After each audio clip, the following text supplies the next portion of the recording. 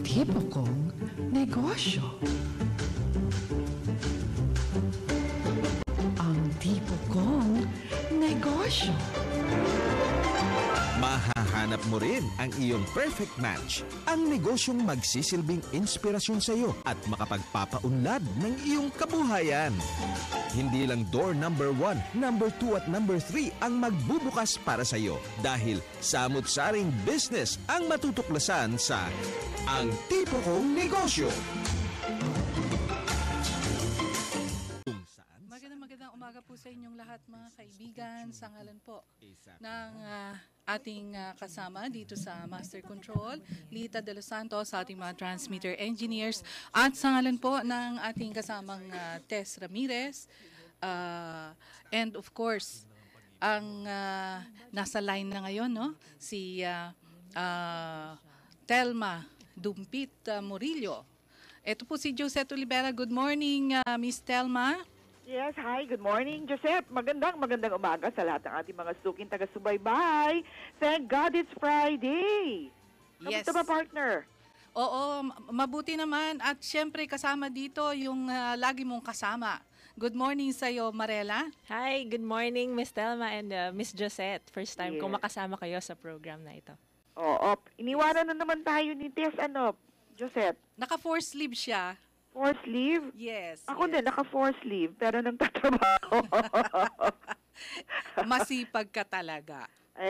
Kailangan, di ba? Dahil tayo serbisyong publiko. That's right. Oo. So anyway, marami na naman tayo pag-uusapan sa ating programa this morning. At medyo kahit huli na, dahil balikbayan box ang ating topic, baka yung mga ibang ngayon palang nakatanggap ng kanilang mga bonus, balak pa rin magpadala ng balikbayan box sa kanilang mga minamahal. Totoo yan, oo. Ikaw ba nakakuha na ng bonus? Oo. At saka syempre... Bakit wala akong natanggap sa'yo? Ay, ako kasi, usually sa New Year na ako namimigay. Talaga? Yes. Anong logic doon? Hindi, wala kasi kaming Pasko kasi, ako, Iglesia ni Cristo. So, New Year na kami namimigay. I see. Well, anyway, dapat naman kasi ang Pasko ay nasa puso, di ba? That's hindi right. Isang araw Pwede lang naman yan. natin gawing everyday ang Pasko. Why not? Okay, so tuloy-tuloy na tayo. Sino bang naka-line up sa atin ngayon, Marela? Para sa umagang ito, nasa linya na po si Director Vic Dimagiba from DTI, Philippine Shippers Bureau. Good morning, Director. Good morning, Director Vic. Are you with us? Sa inyong lahat. Ayan. Ayan. So, nako, Director Vic, kaya mo ba ang 3 babae? Mahina yung isang audio ng isang partner mo, Telma. Mahina. Okay, di bali, naririnig mo naman ako, di ba? Hello? Ako pala yung mahina. Yes, okay. Okay. So, kamusta ba ngayong Kapaskuhan ang dating ng mga balikbayan boxes? Meron ho ba tayong monitoring? Yeah, ikaw malakas pero hindi ko madinig yung isang anchor. Okay. Yes, sir. Good morning, sir. Yan, okay. Sige. Yan. Okay. Okay. So, balikan natin yung ating tanong kanina. Meron ho ba tayong monitoring, Director Vic, kung ilan yung mga dumadating na mga balikbayan boxes pagka ganitong Kapaskuhan? Hello, Marelia. Yes, Director Vic. Hindi ko siya madinig. Si Miss Telma, hindi niyo po marinig. Okay. Tumawag kaya ulit tayo. I cannot hear them. O sige, kayo na lang magtanong kay Director Vic, hindi pala ako marinig. Yes, sir. Mga ilan po yung mga balikbayan box usually yung natatanggap po natin? Sa lalo na itong panahon ng Kapaskuhan, container yan, dahil yan naman hindi naman daling ng paisa-isa.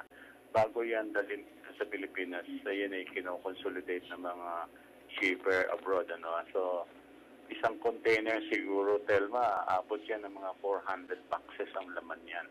And they arrive by containers kasi kakarga sa barko yan. Oo. At kung 400 boxes, ilang mga container vans usually yan? Ilang container vans daw po usually pag 400 boxes? Okay. Dito sa isang kaso na tinail namin, ang total number of containers na hindi niya na-deliver, 8. So, So sa 8 na yan, i-multiply mo na sa 400, we're talking of 3,200 balikbayan boxes or 3,200 families, no, na nagpadala ng boxes dito sa Pilipinas. Ano po ba yung kadalasang dahilan kung bakit hindi nakakarating sa paroroonan itong mga balikbayan boxes na ito? Okay, kasi mga katwiran nila dyan, tawag po nga dyan palusot, hindi daw sila binayaran ng foreign principal ng mga charges, pambayad ng customs duty, mga port charges, etc., etc. Kaya hindi nila ma-deliver sa consignee. Kumbaga, sila yung nangangatwiran na naloko sila, no? Pero hindi namin tinatanggap yung mga dahilan na yan. Kaya nga, ang dami na namin sinampahan ng kaso, mahigit 40 na yata. Dahil ang ating mga OFW families abroad, kapag nagpadala sila ng balikbayan box, ano na yan, Telma, bayad na yan, 100%. Kaya nga ang tawag namin dyan, door, from their door abroad to their door dito sa Pilipinas. Ano man That's right. Sa Pilipinas. No? Oo, door to door nga yan, di ba? Sa Manila, isasakay pa nila ng barko yan para say dumating sa Mindanao. Yung freight nun, bayad na rin yun, computed na yun. So, ano po ba yung kaibahan ng accredited sa hindi accredited na freight forwarder company? Paano malalaman kung scam? Yung kasing meron silang responsibility, no? Meron silang lisensya, meron silang enough capital, no? Ang nire-require ng Philippine Shippers Bureau para maging accredited kang freight forwarder. 4 million pesos just to get the license, no? Mahal so pala. We consider 4 million as enough adequate capital na para matustusan yung mga pambayad nga sa mga customs duty, mga charges, fees ng kanilang mga kliyente. Ngayon, kung walang lisensya, fly-by-night, walang pera yon. Kaya assuming, no, for the sake of argument, na totoo, naloko siya ng principal niya, kung fly-by-night ka, wala kang pangabono. Ang mangyayari, kawawa yung pamilya dito sa Pilipinas. Walang Natetenga sasalo. talaga sa Bureau of Customs. At after 30 or 60 days, ina-abandon na yan. Kasi yun naman ang batas ng ating sa Bureau of Customs. auction yan. Ano yung mga pinapataw na kaparusahan sa mga freight forwarder na hindi tumutupad sa kasunduan? Alam mo, recently, nagsampa na ako ng kasong kriminal kasi tingin namin panloloko yan o estafa, no? Pero dito sa Philippine Shippers Bureau, meron kaming mga administrative cases na mumultahan namin yan 50,000 at nag-iisa kami ng permanent closure ng kanilang negosyo kapag flight night. Kung mga accredited naman, bibigyan namin siya ng pagkakataon na i-deliver nila yung boxes. No? Ganon din kasi mga problema ng mga accredited, mga delayed delivery, o kaya may mga pilferages. We give them the chance na ma-correct nila, ma-deliver nila yung mga boxes sa papatunguhan at na minsan bibigyan na lang namin ng mga warning at mga reprimand yung mga accredited. Just recently, nagpalabas kayo na listahan, hindi ba, Director Vic? Yes, nagpalabas kami ng listahan at every week, Telma, we update that and we post it in our DTI website at pinadala rin namin to sa ating mga konsulada abroad, no? Yes. Sa ating mga foreign trade service officers at sila ay ating katulong sa pagpapalawak ng advokasya and information dissemination. Nang sa ganoon, mag-iingat ang ating mga kababayan abroad na huwag nang mag-transact dito sa mga kumpanya na ito at iwasan na sila at umanap na lang talaga ng mga legitimate na mga freight forwarder. Marami naman legitimate. In fact, ang nilisensya na namin dito sa PSP, mahigit ng 600 to 700. No? So, it's a good business dahil siyempre, alam mo naman, ang dami na talaga natin mga kababayan abroad. At hindi lang Pasko yan. Every month of the year, nagpapadala sila ng mga boxes sa kanilang mga pamilya dito sa Pilipinas. Okay, medyo mahaba siguro yung listahan na yan, ano, Director Vic, partner, Marela. Mahaba. Oo. Pero pari po tayong sumangguni sa website natin at minsan-minsan nilalathala din po natin to sa pahayagan. May mga tanong pa kayo, mga Chika Bay. Oo nga, na-stress kasi kami kanina sa technical difficulties natin, pero natutuwa ako na full force na tayo ngayon. Yes, yes. Oo. Mananawagan lang ako sa mga Sige, go. pamilya na nakikinig ngayon na mag-ingat tayo sa mga pagpapadala ng boxes at yung masyadong mababa ang sinisingil. Ay nako, yan ay isa ng unang indikasyon na may mga panloloko. Aha. Wala pong Actually, $30, ba? Gano'ng kamura ba dapat yan? $35. So, kahit yung sa Hong Kong lang manggagaling, ang mga reasonable rate na talagang legitimate na sa $65 to $70. So kapag tayo ay nagpadala abroad at sabi ng pamilya natin ginasta mo lang $30-35, medyo kakabakabahan ka na nun. Kasi sa bayad lang sa duties dito, kulang na yun eh. Oo. Pero hindi ba, Director Vic, kaya yan nagmumura? Kasi consolidator nga yan. So, ang binabayaran nila, isang buong container van, pinupuno nila. Baka naman kaya mura. Pwede yun, but ang fixed charges kasi computed na yan at about $30 to $35 eh. Paano pa yung tutubuin mo, pambayad mo sa mga tao mo? Kaya yan, talagang indikasyon yan ng scam eh. Kaya ito, isang malaking kaso ito, isinampa ko sa DOJ. Tingnan natin. First time to eh na we are approaching the problem on a criminal investigation na hindi lang administrative. Alam mo naman tayo, Telma, sa DTI, more administrative ang ating implementation ng Consumer Act. Di mabuti yan ang may masample lang tayo, ano? Yeah, something like that, Pero kailangan din natin tutukan to. Correct. Okay, so para dun sa mga may reklamo sa mga freight forwarder, sa mga hindi dumadating na balikbayan box, sino ba pwede nilang tawagan? Anong numero po? Okay, meron po tayong call center sa DTI, telephone number 751-3330. Ating po mga call center agents, handa po tumanggap ng mga katanungan, reklamo, o advice tungkol po sa ating mga problema sa pagpapadala o hindi pagsanggap ng mga balikbayang boxes. Bukas po yan mula Lunes hanggang Linggo. Lunes-Linggo po yan, hindi yung Friday, from 8 a.m. to 5 p.m. po. Handa po yan tumulong sa inyo. At sana later on, 24/7 na. Nakpo, sige, tutulungan mo ako dyan. Hindi ba?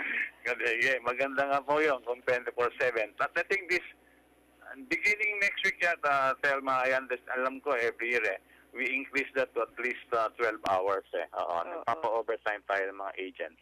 I see. Mariela, partner Josette, may tanong pa ba kayo kay Director? Actually, personally, meron akong papadalan sana sa ibang bansa. Paano po ba mag-pack ng balikbayan box? May mga pinagbabawal po ba tayong ilagay dyan? May mga, dyan, yung dapat hindi flammable, for one. Basta hindi labag ang mga papadala natin, yung mga prohibited articles. Wala pong walang bawal dyan, At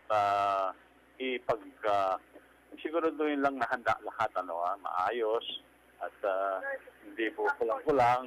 At i-declare po natin ang listahan, I-declare natin ang listahan at kung anong halaga sa tingin natin. Bakit po mahalaga na kasama yung listahan tsaka may halaga? Siguro, para po kung sakaring mawala. maiwasan po natin yung tinatawag na pilferage. So rin pong uri ng mga reklamo na natatanggap natin ang pilferages ng mga laman ng balikbayan boxes. Director, last question na lang po.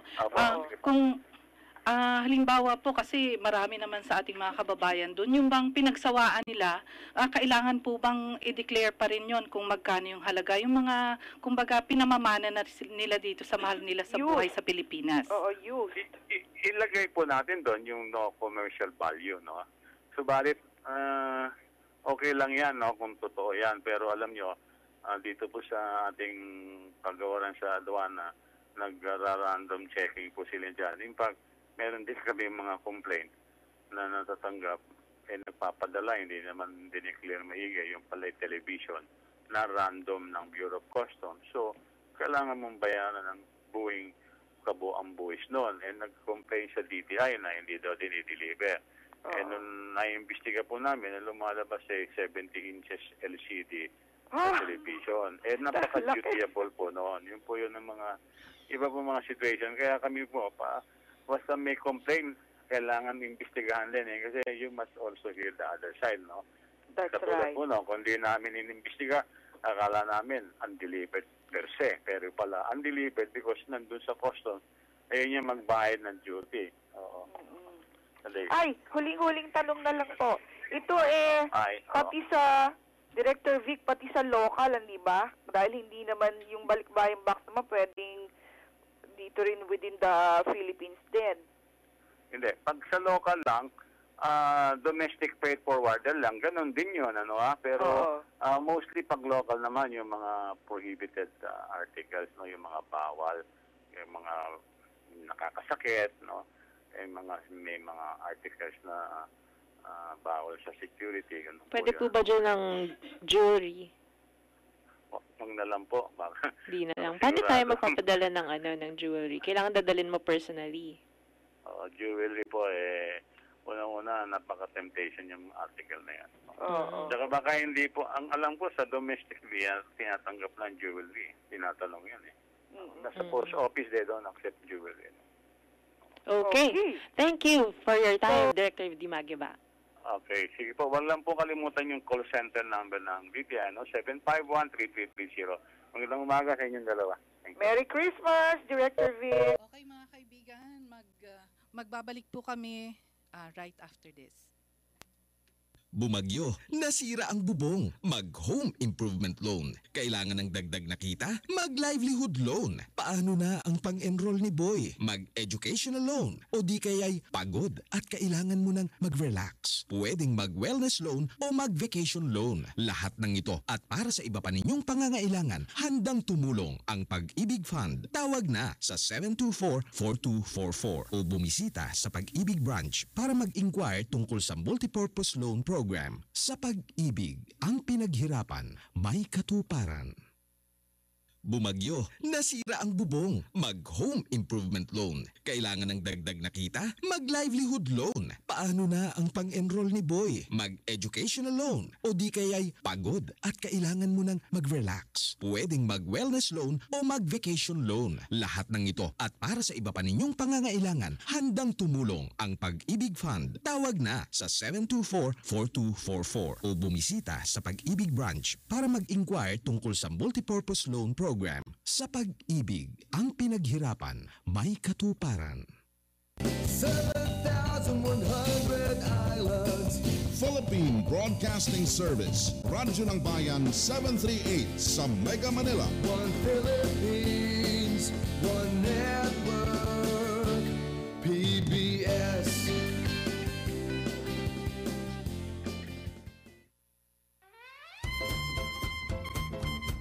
Savings all my love for you.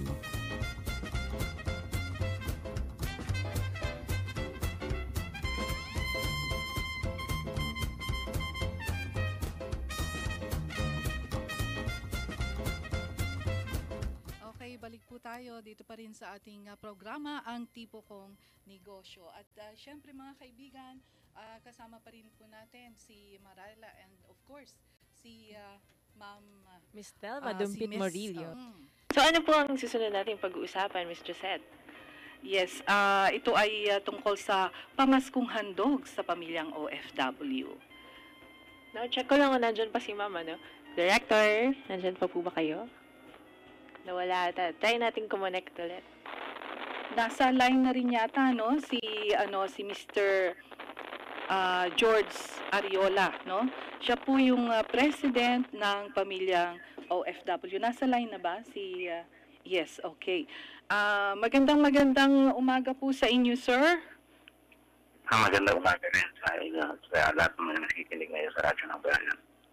Yes, sir. Ito pong, ano ba po itong profile ng OFW families at present? At saan po nila ginagastos o nilalaan yung kanilang pera? Yung profile po ng pamilyang OFWs? Yes, opo. Sa kasalukuyan, 11 million po yung ating overseas Filipino workers at siyempre yung kanilang pamilya narito sa Pilipinas. Sila po yung mga malaking market ng ating mga malls kung alam po ninyo, kagaya ng SM, yung Robinsons, karamihan po sa pamilyang OFWs, sila po yung namimili ron. At po mga OFWs, may maituturing nating investors. Yes, sir. Aha. Opo. Ito po namang pamilyang OFWs kung saan kayo po yung presidente. Paano po ito na itatag bilang organisasyon? At ano po yung misyon ng organisasyong ito?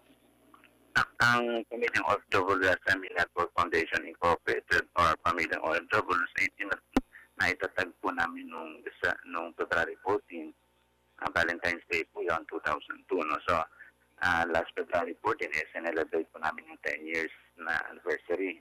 Itinatag po namin yung pamilyang OFWs dahil marami po tayong mga kababayan na nabibiktima ng mga illegal recruiters at saka yung investment scammers.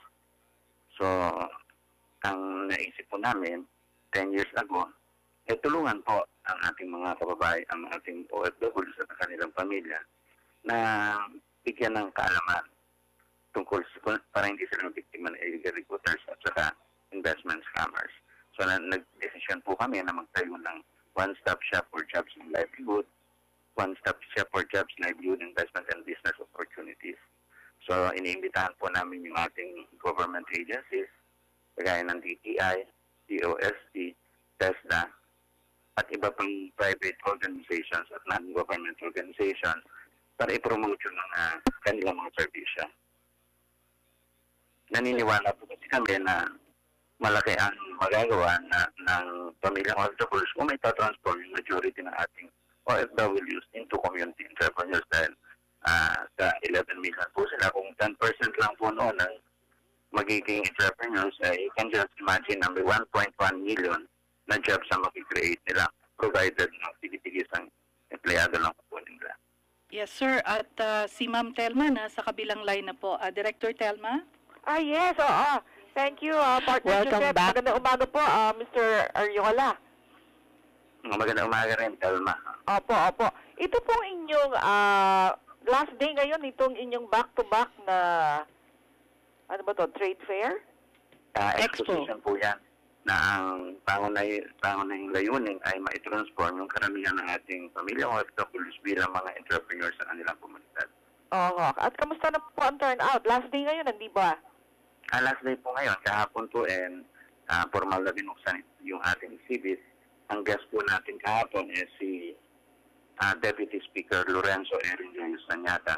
At nagbigay po siya ng update po ng mga legislative agenda sa Kongreso. Pero sa pamilyang OFWs at SMEs, nandun din po si Engineer Salvador T. na kumatawa naman kay Senator Aquilino Martin Coco de la Llana Pimentel III.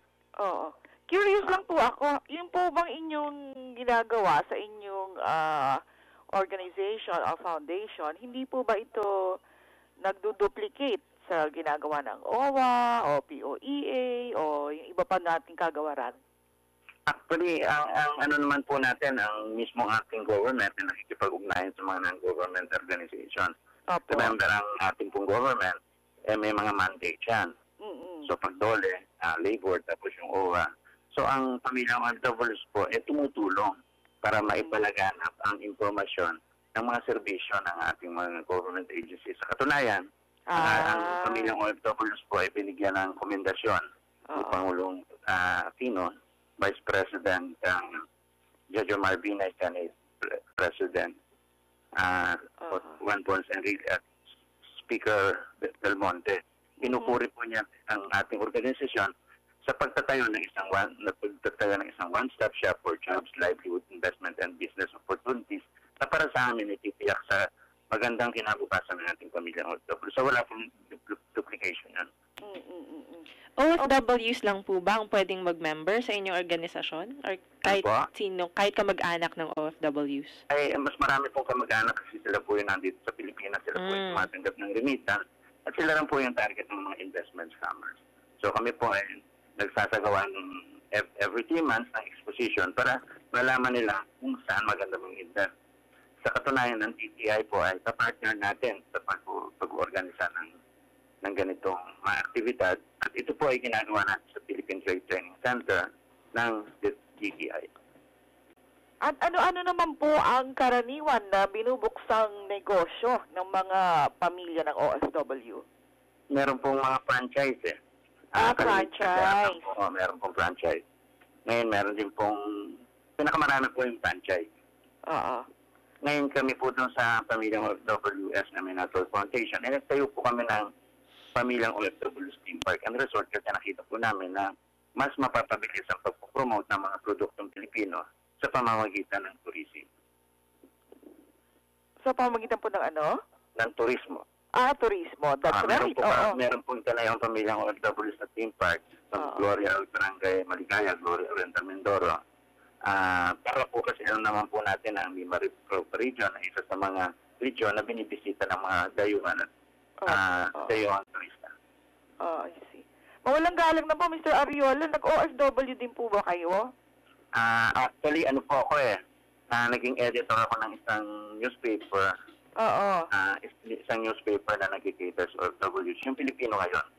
Naging editor po ako na. Tapos may mga pupunta po sa akin ng big pa ng mga investment ng mga illegal recruiters.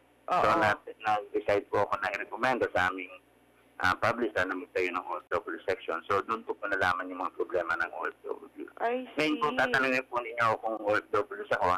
Ang tawag ko po sa sarili ko part-time OFW dahil pupunta po ako sa abroad. Sabi lang yan, tawa ng ating publication at itatrabaho po ako ron. Kaya tinutulungan po yung ating mga kabayan. So, pag tinatanong po ako kung ano yung OFW, ang sabi ko po ay part-time OFW po ako. Kahanga-hanga po yung inyong ginagawa. Ano po? Kahanga-hanga po yung inyong ginagawa. Alam po ninyo, pag tumutulong kayo sa inyong kapwa, marami pong magagandang nangyayari sa buhay ninyo. That's right. Okay, Mariela, may tanong pa ba tayo kay Mr. Ariola? Okay na ako, okay na. Isang tanong na lang. Simula po nang itatag nyo itong pamilyang nawala na. Naputol na po siya. Anyway, magna-next speaker na po tayo dahil malapit na rin matapos ang ating oras. Okay. So, break muna tayo, Mr. Break muna tayo. Nasira ang bubong, mag-home improvement loan. Kailangan ng dagdag na kita? Mag-livelihood loan. Paano na ang pang-enroll ni Boy? Mag-educational loan. O di kaya'y pagod at kailangan mo nang mag-relax. Pwedeng mag-wellness loan o mag-vacation loan. Lahat ng ito at para sa iba pa ninyong pangangailangan, handang tumulong ang Pag-ibig Fund. Tawag na sa 724-4244 o bumisita sa Pag-ibig Branch para mag-inquire tungkol sa multipurpose loan program. Sa Pag-ibig, ang pinaghirapan, may katuparan. Bumagyo, nasira ang bubong, mag-home improvement loan. Kailangan ng dagdag na kita? Mag-livelihood loan. Paano na ang pang-enroll ni Boy? Mag-educational loan. O di kaya'y pagod at kailangan mo nang mag-relax. Pwedeng mag-wellness loan o mag-vacation loan. Lahat ng ito at para sa iba pa ninyong pangangailangan, handang tumulong ang Pag-ibig Fund. Tawag na sa 724-4244 o bumisita sa Pag-ibig Branch para mag-inquire tungkol sa multipurpose loan program. Sa Pag-ibig, ang pinaghirapan, may katuparan. 7,100 islands. Philippine Broadcasting Service. Radyo ng Bayan 738 sa Mega Manila. One Philippines, one network, PBS.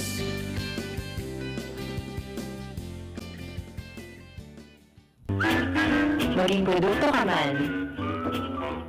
Balik ang tipo kong negosyo. Nandyan po ba kayo, Miss Telma?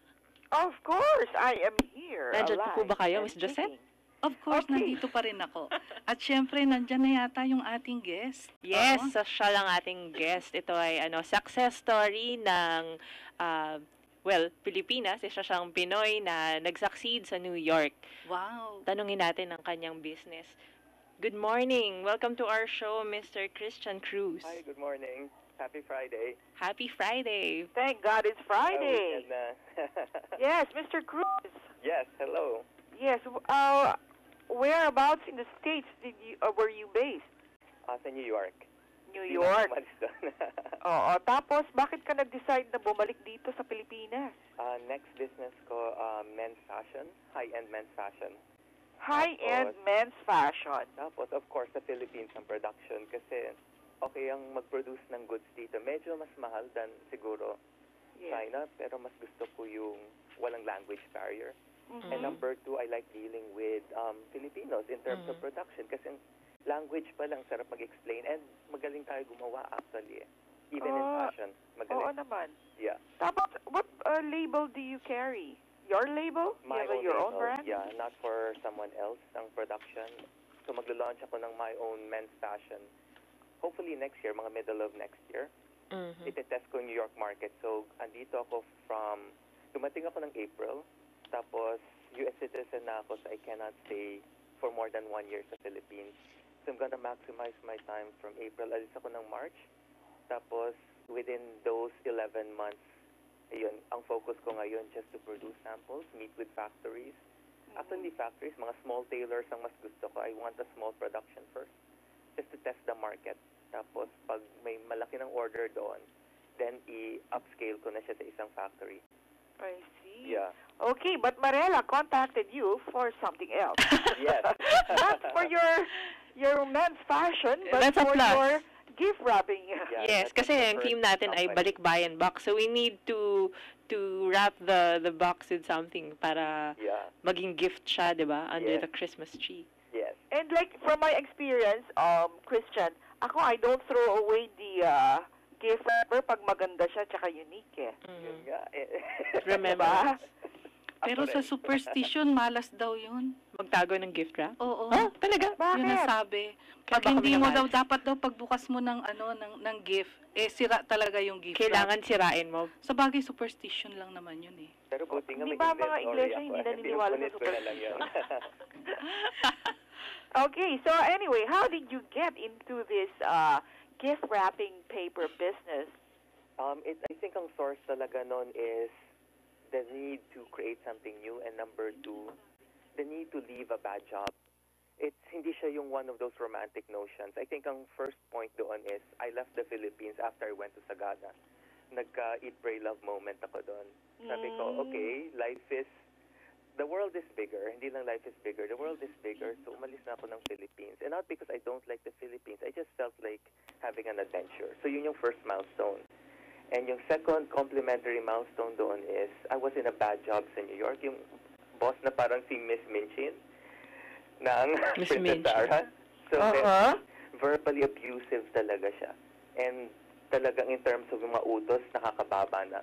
Yung hindi dapat part ng job description. Hindi ako tamad na person. I will do everything, anything for my job. Kaya lang yung mga personal errands during the blizzard, hindi na tama yun. Sabi Blizzard. Ko, hindi na yata tama ito. Nakakaawa ko para akong isang soap opera. I need to take matters into my own hands. And the only way to do that is a person needs to make his or her own money.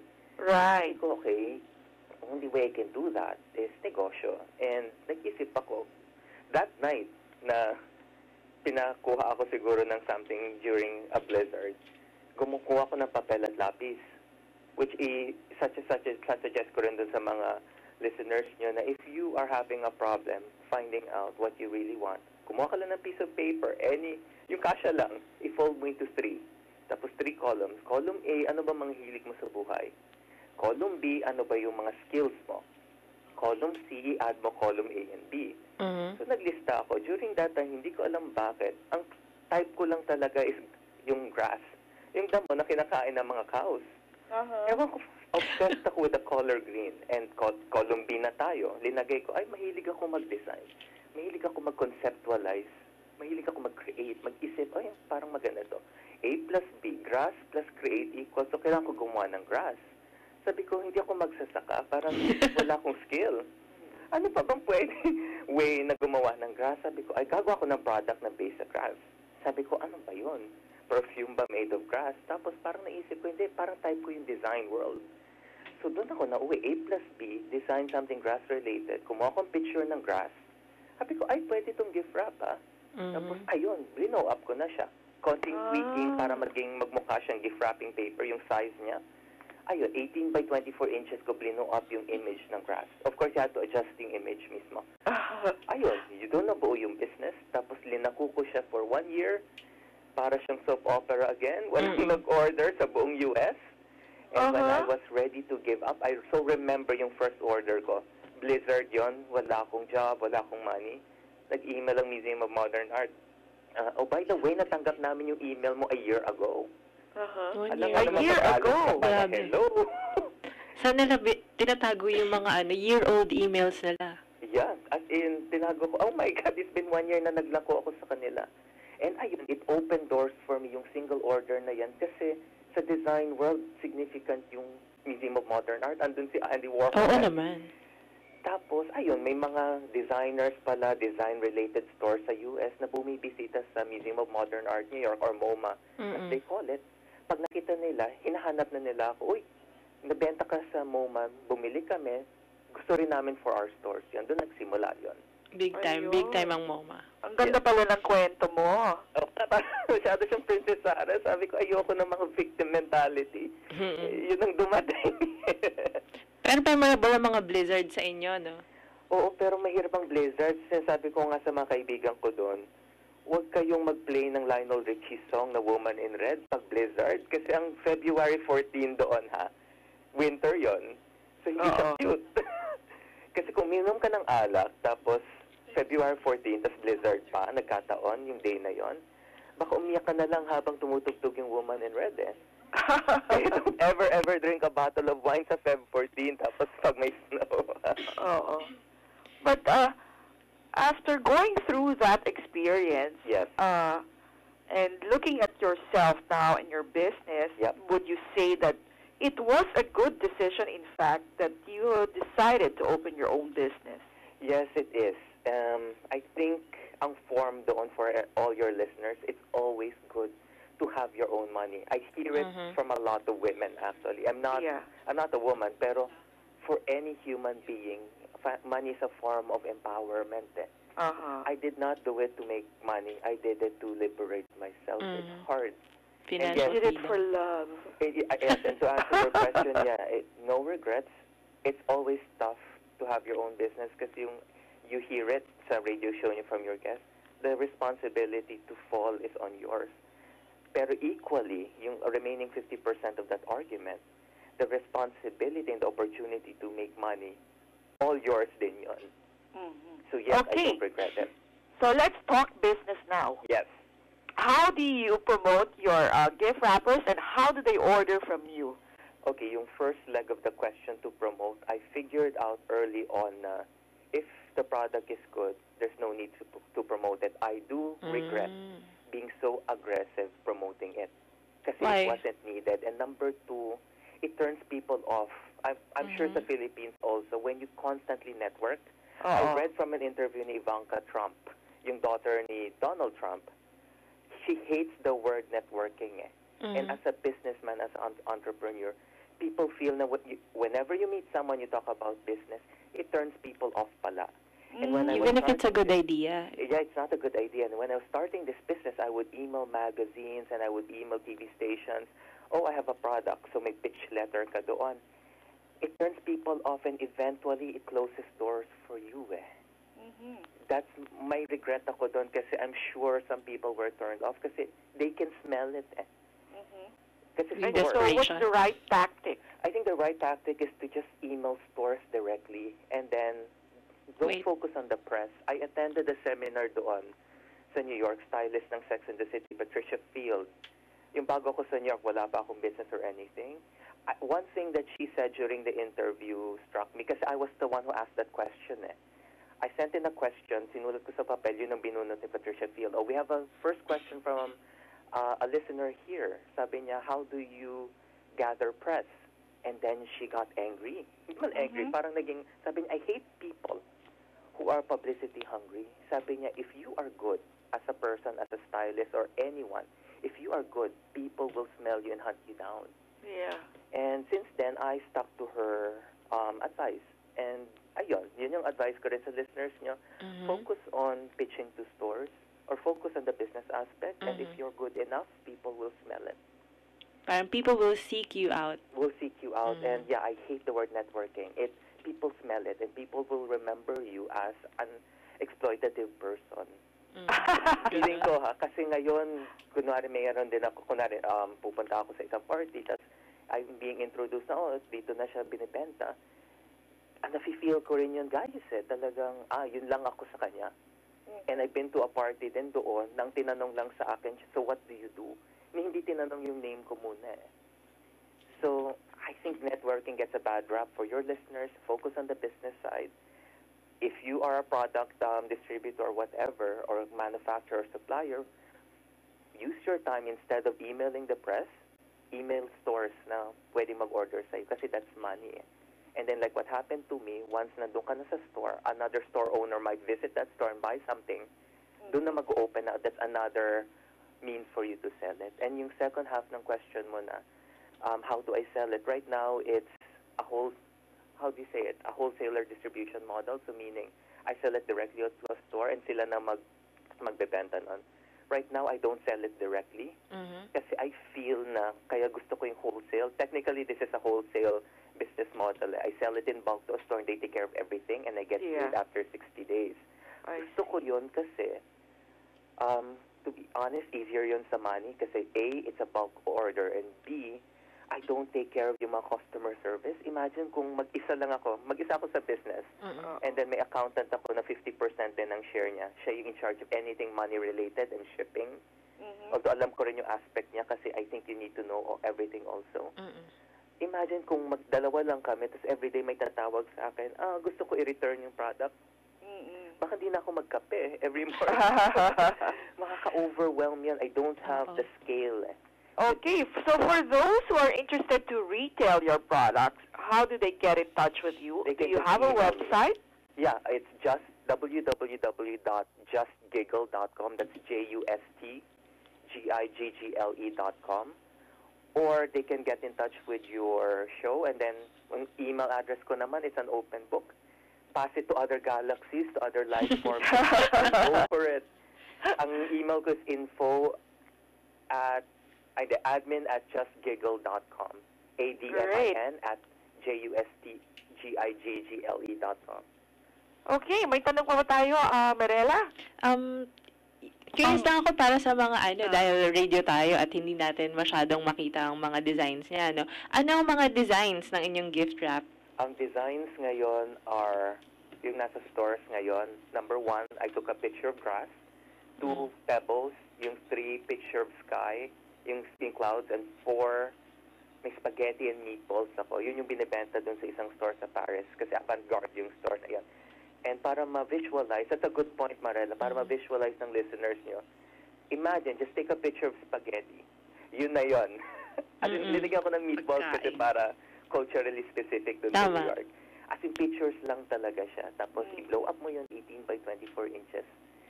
Yun, walang nakaisip. Imagine nyo guys, talagang walang nakaisip. Ang daming gift wrap. Walang nakaisip nun. And is it a profitable business? It is. We're in the black. We've never been in the red. Wow, that's great. Yung I won't say magpambili ako ng Jaguar every day.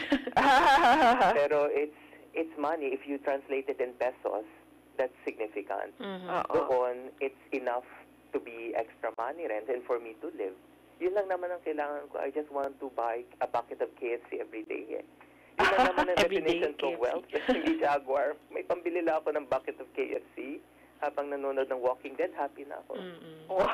Paano pinipili yung photos? Joyce. Simple choice lang. Yun ang kailangan ko. Well, thank you very much for guesting with us. You're welcome. Thank you for your time, And have a Merry Christmas.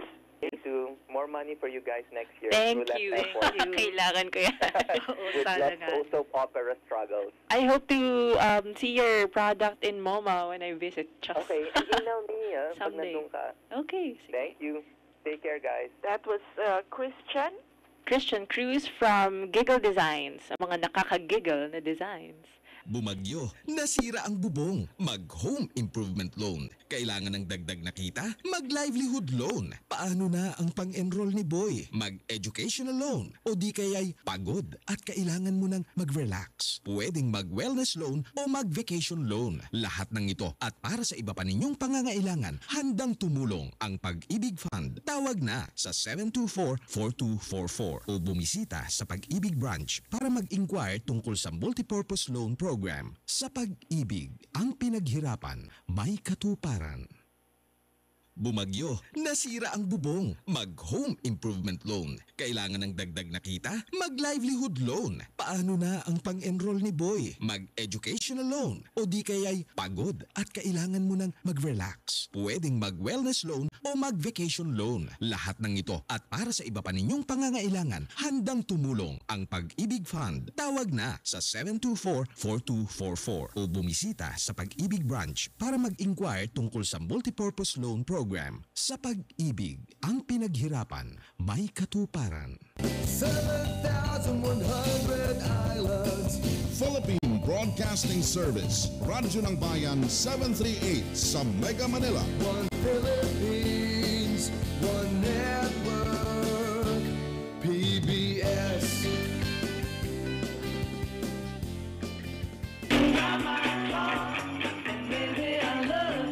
Drive by Caravan. Ayan, nagbabalik po tayo sa ating programang Ang Tipo Kong Negosyo. Para po sa ating Drive My Caravan, Miss Thelma, would you like to share with us the schedule for the following week, for the next week? So, ikaw na. Sa December 14 to 15 po, may Rizal Weekend Food Market sa DTI 4A sa Rizal Provincial Capital Grounds, Antipolo City. At hanggang December 16, Rimat T. Amianan 2012. Rimat T. Amianan. Sa San Fernando City, La Union. Isa siyang regional fair na puro SMEs, products ng SMEs sa region. Tapos may Christmas Bazaar sa December 16, Perez Park po yan, Lucena City ng Quezon. Meron pa ba tayong oras for the others? Medyo mahaba pa. Mahaba pang listahan. Oo, mapuputol na tayo pag binasa mo Kulang na lahat yung yan. ating oras. So, magpapaalam na tayo, ganun ba? Opo, ganun na nga po. Oo, nandyan pa ba, Josette? Of course, nandito pa ako. Nakikinig lang ako sa Josette, magandang boses. Ay, hindi ka pala nag-celebrate ng Pasko. Oo, sa New Year na lang. So, anong ginagawa mo pag araw ng Pasko? Nagtatrabaho, nandito ako. Ano no? Nagtatrabaho. Every Christmas, nasa opisina ako. Nasa Talaga? istasyon. Nagtatrabaho. Dahil siya lang ang walang Pasko. Tama. Oo, sarado ang opisina. Ano ka ba? Uy, ang operation, hindi. Ang May operation, trabaho. hindi? Oo, may pasok kami dito. Oo nga pala. Media At saka may Never Sleeps. reporting pa yata sa 25 Parang inutusan kami. Oo. Oo.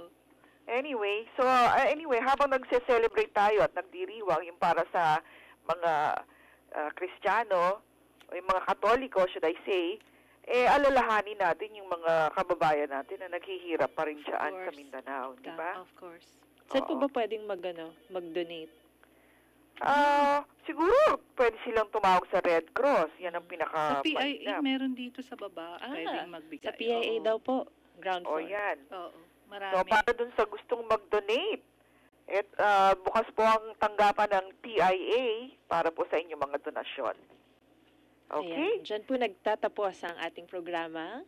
So, hanggang sa susunod na Biyernes, Josette, Marela, thank you very much. At syempre sa lahat ng ating mga suking taga-subaybay, hanggang sa susunod po na Biyernes, ito po ang inyong lingkod, Thelma Dumpit Murillo. Do good, be felt, make a difference. Have a nice weekend! At sa ngalan pa rin po ng ating kasamang Lita de los Santos at syempre si Marela, ang ating mga transmitter engineers at si Tess Ramirez. Ako po si Josette Olivera. Maraming salamat sa inyong pakikinig. 9:00 ng umaga.